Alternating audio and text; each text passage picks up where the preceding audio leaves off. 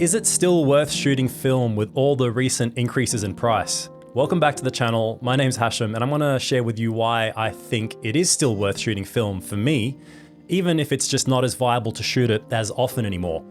Those days might be long gone for many of us, but unchanged for others.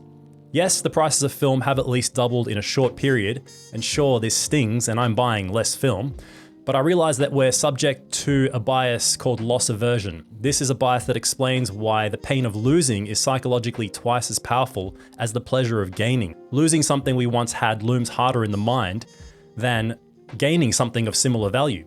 For example, when I started driving, fuel cost around 60 Australian cents per litre. It's close to 4 times as much now. And even though this change happened over a longer period, it still stings to think about how much cheaper it was to fill up a tank, even adjusting for income and inflation. And while we can agree that film maybe isn't as essential as something like petrol, some would argue against that and bring electric cars into the conversation. And some photographers would say that film is pretty essential to their artistic process for certain projects, as essential as paint might be to an artist who prefers using it over an iPad with Procreate or something, or someone who makes music with expensive analog equipment that could be replicated digitally. But that's a whole topic I'm saving for a future video. My point is, someone just getting into film right now, today, doesn't really know how it felt to get a roll of film for $7 instead of $15 or something. To them, the price is just the price. It's all relative. Maybe to that person, they're just getting into a seemingly expensive hobby. Maybe when many of us got into film, it was quite a cheap option, which I suspect is the case for the vast majority of film shooters and type of audience watching these YouTube videos.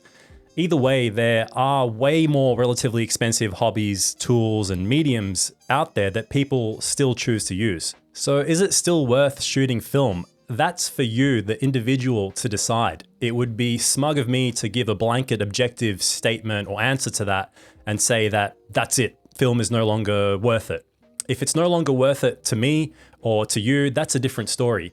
If I can no longer justify shooting X rolls of film per month and have to drop down to Y, so be it. We have to realize that those X and Y values are different for everyone. But the unique look, character, process, and experience of shooting film is still the same as it always was. It always will be, meaning it will always have value. If a roll of Ilford HP5 starts to cost the equivalent of $20, $30, or $40 someday, would I still think it's worth it? Maybe, for some special occasions or purposes. You decide what's worth it to you on a case-by-case basis. Don't let the sting of relative loss or change be the only deciding factor when it comes to your art. It's okay if film just isn't worth it to you anymore, and it's okay if it's as worth it as ever.